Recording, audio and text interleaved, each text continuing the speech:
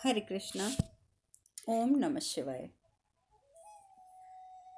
कल हमने कथा में बात करी थी कि ऋषि भृगु को पहले से ज्ञात है कि आगे क्या होने वाला है। जैसे ही वो ऋषि कश्यप को देखते हैं वो तभी कहते हैं कि तुम अपने पुत्र वासुकी के साथ यहाँ पर आए हो और बहुत ही शीघ्र वासुकी कोई ऐसा निर्णय लेने वाला है जिससे कि समस्त संसार प्रभावित होगा, समस्त ब्रह्मांड प्रभावित होगा। ये बात तो चलो ठीक थी, लेकिन उसके बाद भी उनके मुख पर दिखने वाली चिंता की रेखाएं जो थी उन्हें देखकर कश्यप ऋषि ने बोला कि ऋषि भृगु, सिर्फ सती के स्वास्थ्य को लेकर आप इतने चिंतित नहीं हो सकते हैं। आप ये बताइए कि आखिर आप इतने चिंतित क्यों हैं?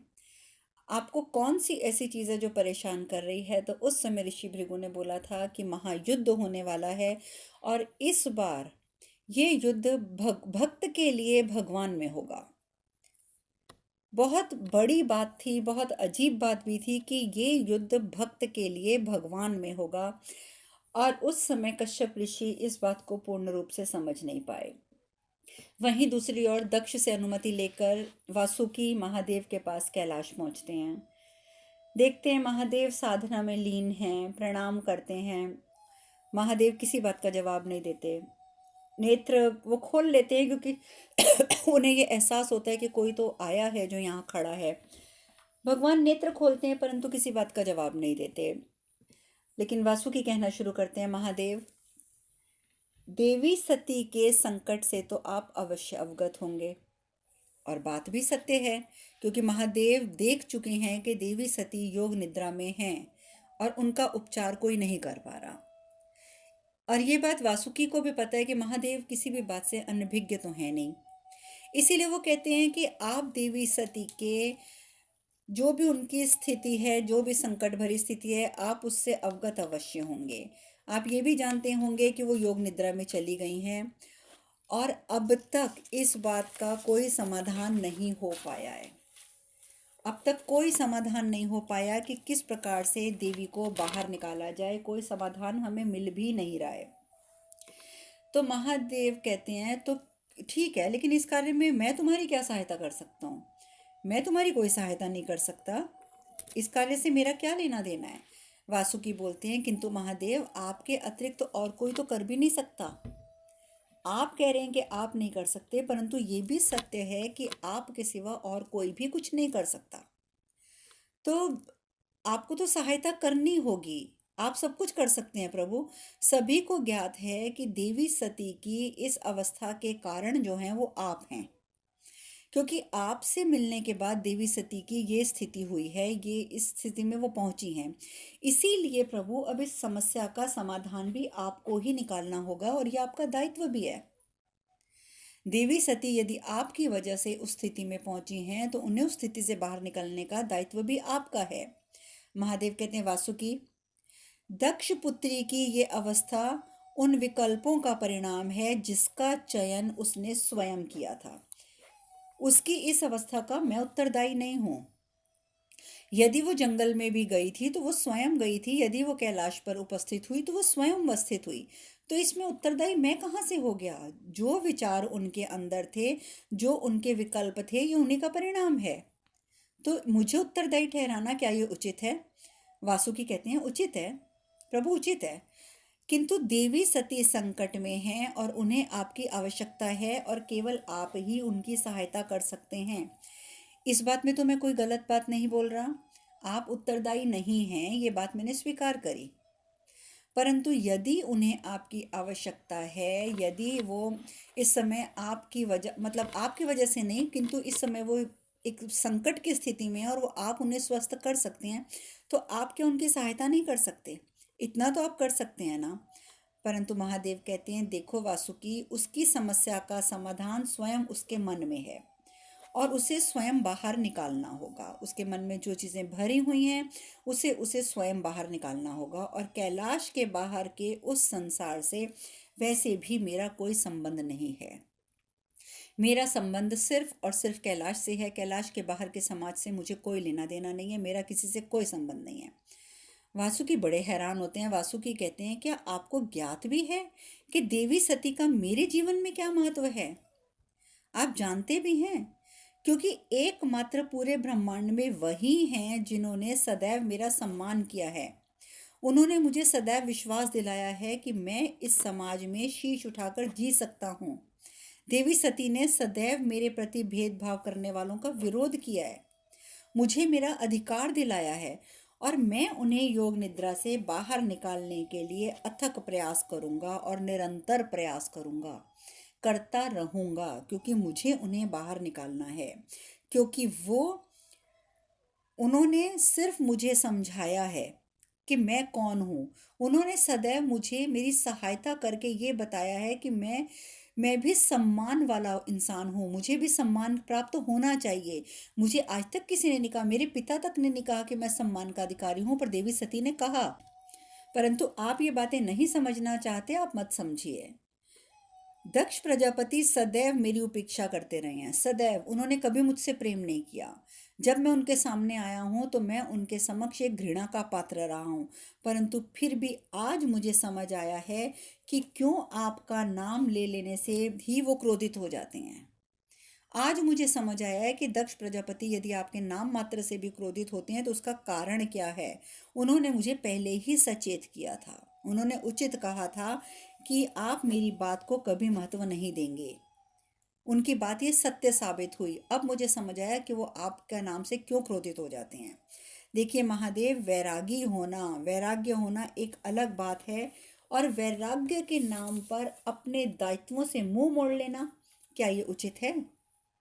आप वैरागी हैं, आप वैरागी रहिए, परंतु यदि आपका कोई दायित्व है तो वैराग्य के नाम पर यदि आप उससे मुख मोड़ते हैं तो क्या ये उचित है? क्या ये उचित है? आप मुझे इसका जवाब दीजिए। आप कैलाश पर निवास अवश्य करते हैं, परंतु आपको किसी की आवश्यकता नहीं, ये बात मैंने समझ लिया।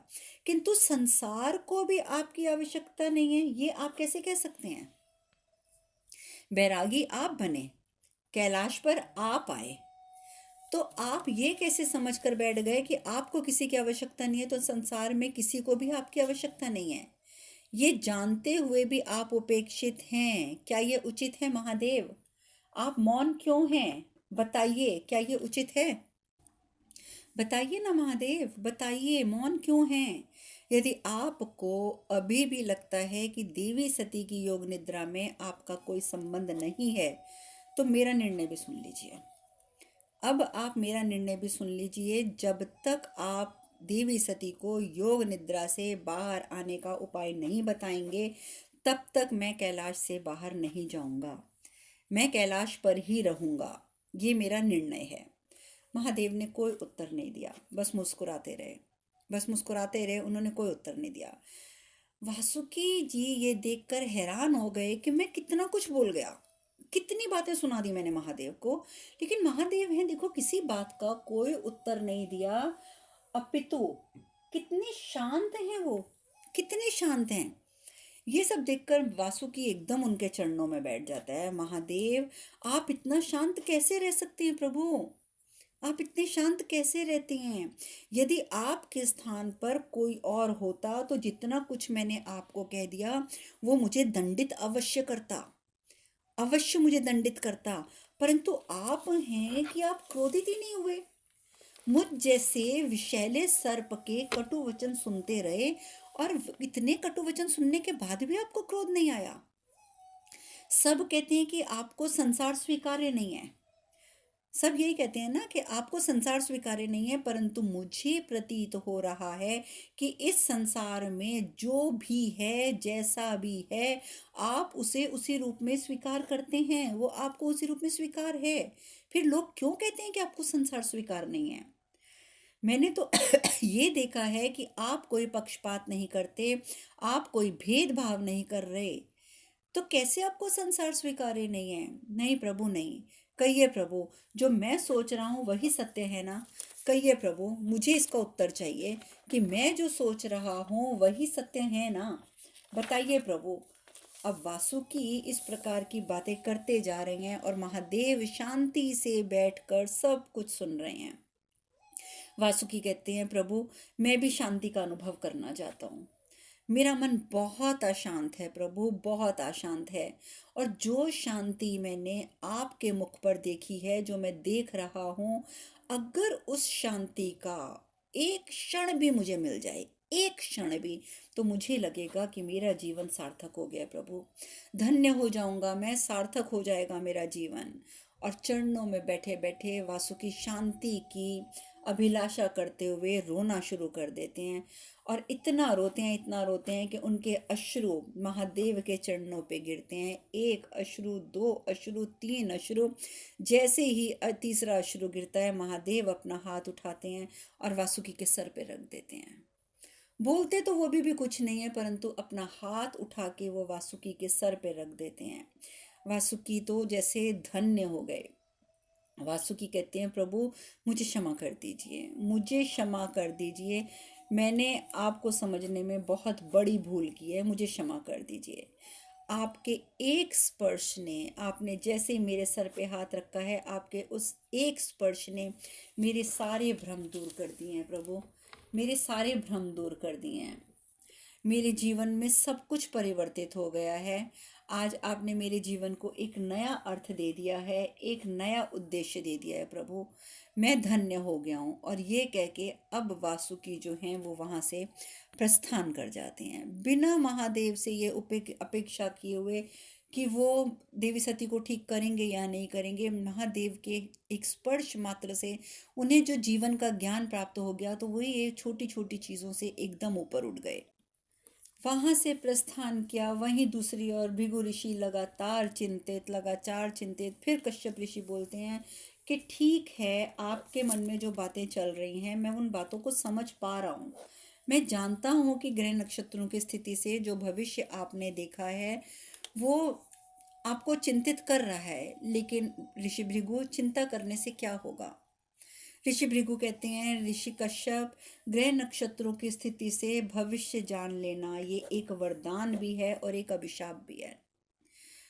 जिस महायुद्ध की मैं बात कर रहा हूँ, महायुद्ध होने वाला है। यदि संसार की इन दो महान शक्तियों में ये युद्ध हुआ, इन दोनों महान शक्तियों में यदि युद्ध होता है, तो इन दोनों में से विजय कोई भी हो, कोई भी हो, इससे कोई फर्क नहीं पड़ेगा। परिणाम जो होगा वो यही होगा कि संसार का विनाश होगा। इस युद्ध में दोनों में किसकी विजय होती है, ये चीज तो कहीं पे महत्व ही नहीं रखती है। महत्व रखती है तो सिर्फ इतनी बात कि इन दो महान शक्तियों में जब अपने अपने भक्त के कारण भगवान में जब ये युद्ध होगा, तो फिर वो जो युद्ध होगा उसमें विजय किसी की भी हो, संसार का विनाश तो निश्चित हो जाएगा, निश्चित हो जाएगा। यहाँ पर इस प्रकार की वार्ता चल रही है कि किस प्रकार से इस युद्ध के परिणाम कैसे होंगे और इन परिणामों का फल कौन भुगतेगा। वहीं दूसरी ओर गरुड़, जो कि क्षीर सागर से प्रस्थान करते हैं, वो जाकर एक एक करके सर्पों को उठा उठा के उनका वध करना शुरू कर देते हैं। नारद मुनि भी नारायण के साथ बैठे ये दृश्य देख रहे होते हैं। नारायण मुनि कहते हैं, अकारण किसी जीव की हत्या कर देना क्या उचित है प्रभु? अकारण ही किसी की हत्या करना उचित है? भगवान विष्णु कहते हैं, देवर्षि, जो भी हो रहा है नियति के अनुरूप हो रहा है, और नियति में अकारण तो कुछ भी नहीं होता है। जो कुछ भी होता है उसके पीछे कोई ना कोई कारण अवश्य होता है। इसीलिए निश्चिंत रहो, जो हो रहा है वो नियति के अनुसार हो रहा है और उसे होने दो। कारण भी है, आपको जैसे कि मैंने बताया कि नियति में जो भी होता है उसको लेके घटने वाली घटनाएं कभी अकारण नहीं होती। तो यहाँ भगवान विष्णु ये भी कहते हैं कि देवर्षि, इसका कारण भी मैं आपको बता देता हूँ। एक समय था जब सर्पों ने अपने विष से संसार में हाहाकार मचा के रखा हुआ था। बुरे तरीके से उन्होंने हाहाकार मचा दिया, क्योंकि एकमात्र वही सबसे ऐसे जीव थे जिनका जो विष था वो सबसे ज़्यादा तेज था, जिसके विष का प्रभाव किसी भी व्यक्ति पर बहुत आसानी से हो जाता था। और इस प्रकार से जब सारे संसार में हाहाकार मचाते जा रहे थे, अपनी विषैली प्रवृत्ति जो थी उन्हें तो ये जन्म से प्राप्त हुई थी कि उन्हें पता था कि उनके अंदर विष है, तो उनकी प्रकृति ही विषैली बन गई थी कि वो किसी को भी डस लेंगे। तो उनकी इस प्रकृति की वजह से ब्रह्मदेव ने उन्हें ये निर्देश दिया, निर्देश क्या दिया, उन्हें ये आदेश दिया कि तुम लोग जाओ और पाताल लोक में जाके वास करो। अब जो कुछ सर्प थे उन्होंने तो आदेश का पालन किया और जाकर वो पाताल लोक में रहने लग गए, परंतु कुछ थे वो अभी भी धरती पर रहकर अराजकता फैला रहे हैं, और ये गरुड़ जो है वो उन्हीं का ही वध कर रहा है। गरुड़ किसी का ऐसे ही और अकारण वध नहीं कर रहा, गरुड़ सिर्फ उन्हीं का वध कर रहा है जो ब्रह्मदेव की आज्ञा ना मानकर धरती पर रहते हुए अकारण ही लोगों को परेशान कर रहे हैं अपनी विषैली प्रकृति के कारण के कारण के कारण। ये बात सुनकर कि जो सर्प अराजकता फैला रहे हैं धरती पर, गरुड़ सिर्फ उन्हीं का वध कर रहा है, नारद मुनि कहते हैं ये तो मैं समझ गया प्रभु, ये तो मैं समझ गया कि उनका वध क्यों किया जा रहा है, गरुड़ उनका सर्पों का वध क्यों कर रहा है, परंतु गरुड़ ही क्यों उनका वध कर रहा है? क्या कोई और उपाय नहीं है उनकी इस अराजकता के लिए उन्हें सजा देने का? क्या कोई और उपाय नहीं है? ब्रह्मदेव कहते हैं, उसी समय वहां पर ब्रह्मदेव भी उपस्थित होते हैं, वो कहते हैं कि ये गरुड़ की पुरानी यात्रा का एक भाग है। गरुड़ को सर्पों से नफरत है, ये उसकी पुरानी यात्रा का एक भाग है, इसीलिए ये कार्य जो है वो गरुड़ को सौंपा गया है। तुम इस कथा को जानते हो, फिर भी मैं तुम्हें संक्षिप्त में बताता हूँ नारद। गरुड़ के पिता ऋषि कश्यप हैं। ये बात तो सबको पता है कि ऋषि कश्यप के द्वारा ही सर्पों का जन्म हुआ था। ऋषि कश्यप की पत्नियों में दो पत्नियां जो थी, विनिता और कुद्रु, ये दोनों ये थी तो ये भी दक्ष की पुत्रियां। आपको पता है कि दक्ष की पुत्रियां हर प्रकार की थी और उन्होंने हर प्रकार के पुत्रों को जन्म दिया था। ये दो जो पत्नियां थी कश्यप ऋषि की, विनता और कुद्रु, ये आपस में प्रेम भी करती थी कहीं ना कहीं, लेकिन इनके मन में कुछ भावनाएं गलत भी थी इन दोनों के पत्नियों में। अब थी तो दोनों ही प्रजापति की पुत्रियां, लेकिन विनिता थी, विनता चाहती थी कि उसके दो पुत्र हों, उसको सिर्फ दो पुत्रों की चाहती, और वहीं कुद्रु जो थी वो चाहती थी कि संतान सुख के रूप में उसे कम से कम सहस्त्र सर्प प्राप्त हो, यानी कि वो कम से कम सहस्त्र सर्पों की माता बनना चाहती थी। ये कुद्रु की एक इच्छा थी। अब हुआ क्या कि वो पत्नियां जो थी दोनों कश्यप ऋषि की, उन दोनों ने अंडे दिए, क्योंकि उनकी जो प्रकृति थी, मैंने आपको बताया ना कि दक्ष द्वारा अलग अलग तरीके की पुत्रियों का जन्म हुआ था। अब ये जो बिनता और कुद्रु थी, इनका जन्म जो हुआ था वो इस प्रकार के अलग तरीके के जानवरों को जन्म देने के कारण हुआ था कि उनको उसी जानवरों को जन्म देना था। अब इस वजह से उन दोनों पत्नियों ने क्या किया कि समय आने पर अंडे दिए। अब कुद्रु की इच्छा थी कि सहस्त्र संतान उसके हों। अब उसके जो सहस्त्र अंडे थे वो सहस्त्र अंडे पहले फूटे, और कुद्रु जो थी उसको सहस्त्र सर्प प्राप्त हो गए। अब जो विंता थी उसको एक भी संतान की प्राप्ति नहीं हो रही थी। समय बीतता गया। एक दिन अधीर होके वृंता ने एक अंडा खोल कर देख लिया। एक अंडा खोल कर देखा तो उस अंडे में से एक अधूरा और अपूर्ण शरीर निकला।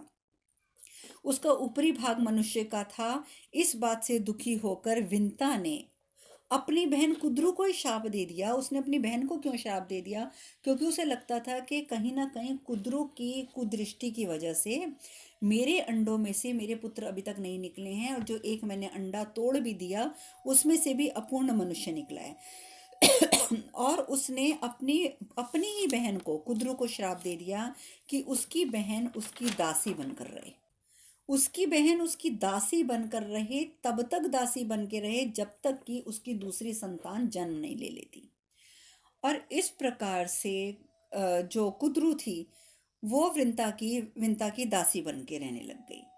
अब उसी शाम को, तो मतलब उसी शाम को नहीं, उसी शाप की वजह से वो दासी तो बन गई थी। अब दासी होने के नाते जब भी कोई कार्य बोलती विंता तो कुद्रु को करना पड़ता था। एक दिन क्या हुआ कि वो दोनों बैठकर चौसर खेल रही थी। अब चौसर खेलते खेलते खेलते खेलते बहुत समय बीत गया, और खेलते खेलते कई शर्तें लगी, कई शर्तें हारी गई, जीती गई। तो आखिर में ये शर्त लग जाती है कि जो भी अब ये बाजी जो मतलब अपनी 5 या 10 बाजियां जीत लेगा, उसे दूसरे की दासी बन के सारी उम्र रहना पड़ेगा। कहाँ तो कुद्रू जो थी उसके ऊपर शाप जो दिया था विंता ने, वो इतना दिया था कि मेरे अगले पुत्र के जन्म तक तुम मेरी दासी रहोगी, परंतु यहाँ पर तो ये शर्त लग गई। अब इस शर्त के बाद चौसर खेलते खेलते विंता लगातार हारती चली गई, हारती चली गई, हारती चली गई, और अंततः उसे दासी बनना पड़ा। किसका? कुद्रू की दासी बनना पड़ा, जिस कुद्रू को शाप देकर पहले उसने दासी बना के रखा हुआ था। अब वो दासी बन के रहने लगी विंता, और कुछ समय के पश्चात उसकी दूसरी संतान का जन्म हो गया। जो दूसरा अंडा बचा था उसमें से उसकी दूसरी संतान का जन्म हुआ, और वो संतान थी गरुड़। वो गरुड़ जो नारायण का वाहन है। इस समय हम उस गरुड़ की बात कर रहे हैं। अब उसने देखा कि गरुड़ रूप में वो पैदा तो हुआ, उसने देखा कि उसकी माँ जो है वो दास बन के रह रही है सर्पों के पास। गरुड़ ने अपनी माँ को दासत्व से मुक्त कराने के लिए सर्पों से बहुत अनुनय विनय किया। उसने बोला, कहता है कि आप मुझे जो बोलोगे ना, मैं करने के लिए तैयार हूँ, परंतु आप मेरी माँ को मुक्त कर दीजिए। आपको जो चाहिए मैं वो ला के दूंगा, आप मुझसे जो कार्य करवाना चाहते हैं मैं वो हर कार्य करूंगा, परंतु कृपया मेरी माँ को दासत्व से मुक्त कर दीजिए। तो सर्पों ने बोला, अच्छा ठीक है, अगर तुम्हें ये बात मंजूर है कि हम जो बोलेंगे तुम वो करोगे, तो तुम हमारा एक काम करो, हमें अमृत कलश चाहिए जो देवताओं के पास है। अगर तुम वो अमृत कलश लाकर दे देते हो तो हम तुम्हारी माँ को मुक्त कर देंगे। अब गरुड़ जो था उसने सोचा कि भी अमृत कलश लाके तो मुझे देना पड़ेगा यदि मुझे अपनी माँ को मुक्त कराना है। तो वो देवताओं के पास गया, और जाकर उसने देखा कि भी अमृत कलश कहाँ पर है। तो उसने देखा कि बहुत ही कड़ी सुरक्षा में उस अमृत कलश को रखा गया है। उसके चारों तरफ सर्प बैठे हुए हैं और बहुत ही अजीब सी स्थिति है वहां पर गरुड़ जो था वो अपनी माँ को स्वतंत्र करवाना चाहता था। और बड़ी से बड़ी समस्या इस बात के सामने नगण्य थी कि उसे अपनी माता के लिए स्वतंत्रता चाहिए। अब वो कुछ भी करने के लिए तत्पर था। अब वो क्या किया, वो स्वयं ही उस ओर बढ़ने लग गया। देवताओं को जैसे ही उसके उद्देश्य का ज्ञात हुआ कि कुद्रू क्या संतान ओ विंता की जो संतान है गरुड़, वो यहाँ पर कलश प्राप्त करने के लिए आ रहा है, जैसे ही देवताओं को ये चीज प्राप्त समझ आई, ज्ञात हुई, उन्होंने क्या किया कि स्वर्ग में एक व्यू रचना कर डाली कि उसके अंदर इस गरुड़ को फंसाकर हम गरुड़ का वध कर देंगे, बात खत्म। परंतु हुआ ऐसा कुछ भी नहीं। ऐसा कुछ भी नहीं हुआ। व्यू बनाया। अब उसने क्या किया कि व्यू को भेद दिया। व्यू तो उन्होंने कलश के चारों ओर बना लिया था कि किसी भी प्रकार से हम उसको कलश तक नहीं पहुंचने देंगे, और व्यू के अंदर फंसते ही हम गरुड़ की हत्या कर देंगे। परंतु हुआ उल्टा। गरुड़ इतना ताकतवर था कि उसने उस व्यू को भेदा, और व्यू को भेद कर उसने कलश उठाया, और कलश उठाकर मुंह के अंदर दबाकर वो सर्पों को देने के लिए निकल पड़ा। अब उसके मुख में कलश था और वो उड़ता जा रहा था। रास्ते में उसकी भेंट हुई नारायण से। नारायण से भेंट हुई तो नारायण ने उसे रोका नहीं। रोका नहीं, बल्कि उन्होंने उसे वचन दे दिया कि गरुड़, तुम्हें मैं वचन देता हूँ, तुम्हें मैं एक वरदान देता हूँ कि तुम्हें अमृतत्व प्राप्त होगा बिना अमृत के। देखिए क्या वरदान दे दिया कि तुम्हें अमृतत्व प्राप्त होगा बिना अमृत के। और इस बात को सुनकर गरुड़ ने भी नारायण को एक वचन दे दिया कि ठीक है, मैं आपका वाहन बनूंगा। क्योंकि ये तो बात ज्ञात है सबको कि भगवान का जो वाहन होता है, जैसे सभी भगवान त्रिदेव हैं या जितने भी देवतागण हैं उनको अमृतत्व प्राप्त है, तो उनके वाहनों को भी अमृतत्व प्राप्त है। तो इसीलिए नारायण ने, त्रिदेव ने ये वरदान दे दिया गरुड़ को कि तुम्हें बिना अमृत के भी अमृतत्व प्राप्त होगा। और गरुड़ ने भी वचन दे दिया कि मैं आपका वाहन बनूंगा। और ये कह के वो आगे बढ़ गया, लेकिन उसने कहा कि प्रभु, किंतु अभी मुझे ये अमृत कलश लेकर जाना है। कहाँ जाना है? सर्पों के पास जाना है अपनी माता को मुक्त कराने के लिए, परंतु मैं वापस अवश्य आऊंगा। थोड़ा आगे गए तो वहां पर आगे गरुड़ जी थोड़ा आगे पहुंचे तो वहां उनको कौन मिला? इंद्र मिल गए। अब इंद्र मिले तो उन्होंने बोला इंद्रदेव को देखते ही कि देखिए देवराज इंद्र, मैं आपको वचन देता हूं कि एक बार मैं अपनी माँ को स्वतंत्र करा लूं। उसके बाद मैं आपकी हर प्रकार से सहायता करूंगा अमृत कलश आपको वापस दिलाने का। और ये मेरा आपको एक वचन है कि अमृत कलश आपके पास वापस जरूर आएगा। ये बात सुनकर देवराज ने भी गरुड़ को जो है वो वचन दे दिया। देवराज ने कहा कि ठीक है, यदि तुम मेरा अमृत कलश मुझे वापस दिला दोगे ना, तो ये जो सर्प हैं ये तुम्हारा भोजन बनेंगे। ये आशीर्वाद मैं तुम्हें देता हूँ, ये वरदान मैं तुम्हें देता हूँ। और इस प्रकार से वरदान प्राप्त हुआ गरुड़ को, इंद्रदेव से भी और नारायण से भी। और वो गरुड़ ने क्या किया कि अमृत कलश लेकर वो सर्पों के सम्मुख पहुंच गया। उसने बोला कि अब आप सबसे पहले तो पहले मेरी माता को मुक्त कीजिए, तो मैं आपको ये कलश दे दूंगा। अब सर्पों ने गरुड़ की माता को जो था मुक्त कर दिया दासत्व से। अब जैसे ही सर्प अमृत कलश की ओर आने लगे तो गरुड़ ने सर्पों से निवेदन किया कि आप लोग अमृत ग्रहण करने से पूर्व प्रक्षालन कर लीजिए। अब जैसे ही सर्प जो थे वो प्रक्षालन के लिए गए, उसी समय इंद्रदेव के साथ पहले ही तय कर रखा था गरुड़ ने कि कब क्या करना है। तुरंत वहां पर इंद्रदेव आए और उन्होंने कलश उठा लिया। और इस प्रकार से गरुड़ की सहायता से देवताओं को कलश जो है वो पुनः प्राप्त हो गया। और उसी दिन से गरुड़ जो है वो देवताओं के मित्र हो गए। उनकी मित्रता देवताओं के साथ तो स्थापित हो गई, और वहीं दूसरी और शत्रुता जो है वो स्थापित हो गई सर्पों के साथ। और जिनका वो हर संभव अवसर मिलने पर भक्षण करने लग गए, क्योंकि अब तो गरुड़ के पास वरदान था कि सर्प उसका भोजन बनेंगे। इसीलिए गरुड़ को ये कार्य सौंपा गया है। और ये दोनों पुराने शत्रु हैं, तो धरती पर अराजकता मचाने वाले सर्पों का भक्षण करना गरुड़ का दायित्व है। और इस प्रकार से ये कथा का जो पूरी कथा थी ये सुनाई ब्रह्मदेव ने किसको? गरुड़ को। अब गरुड़ द्वारा सर्पों की हत्या होती जा रही थी। और वहीं दूसरी ओर वासुकी को ज्ञात हो गया कि गरुड़ ने सर्पों के ऊपर पुनः आक्रमण कर दिया है। आप जानते हैं कि वो कैलाश से तो प्रस्थान कर चुके थे वासुकी। वो तुरंत वहां पर पहुंच जाते हैं जहां पर कि गरुड़ देव जो हैं वो आक्रमण कर रहे होते हैं सर्पों पे। अब उन दोनों में युद्ध होता है, बहुत युद्ध होता है, भयंकर युद्ध होता है। अंततः वासुकी जो है वो पराजित हो जाते हैं और पुकारने लग जाते हैं, महादेव महादेव आइए, देखिए यहाँ क्या हो रहा है, देखिए हम सर्पों के ऊपर अत्याचार हो रहा है, आप आइए हमारी रक्षा कीजिए। और गरुड़ जो है वो महादेव जो हैं वो सुनते हैं पुकार, तो वहां पर पहुंच जाते हैं। महादेव वहां पहुंचते हैं, वासुकी की रक्षा भी करते हैं।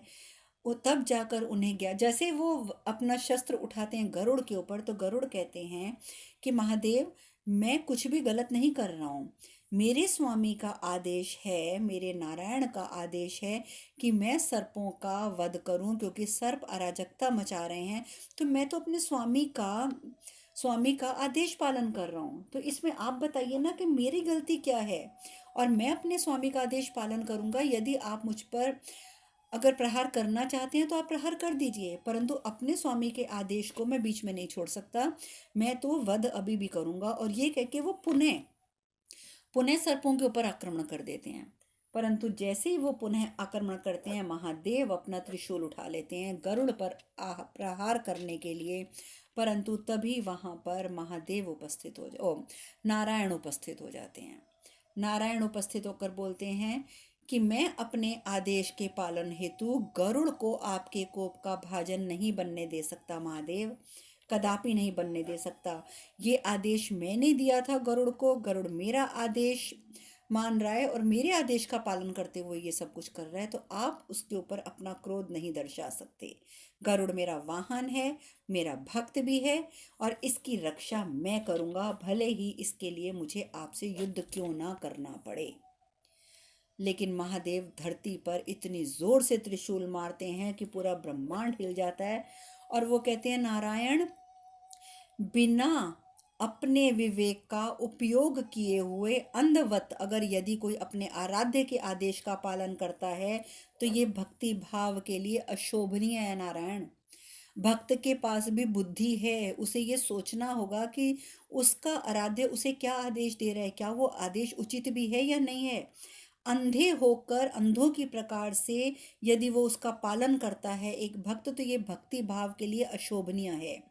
परंतु साथ ही ये बात सुनकर विष्णु भगवान कहते हैं, और महादेव, स्थिति को पूरी तरीके से समझे बिना अपने भक्त की रक्षा के लिए किसी और के भक्त पर आक्रमण कर देना, ये भक्त प्रेम की भावना के लिए भी अशोभनीय है। महादेव, अगर वो मेरी मेरी बात को आप ये कह रहे हैं कि वो भक्ति भाव के लिए अशोभनीय है, अगर वो आपको ऐसा लगता है कि भक्ति भाव के लिए वो अशोभनीय कार्य है, तो महादेव पूरी बात जाने बिना आप भी जो करने जा रहे हैं वो भक्त प्रेम की भावना के लिए भी अशोभनीय है।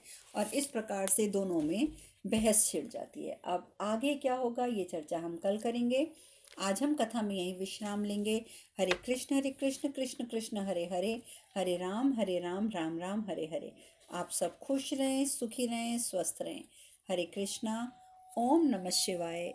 ओम नमः शिवाय। ओम नमः शिवाय। ओम नमः शिवाय। ओम नमः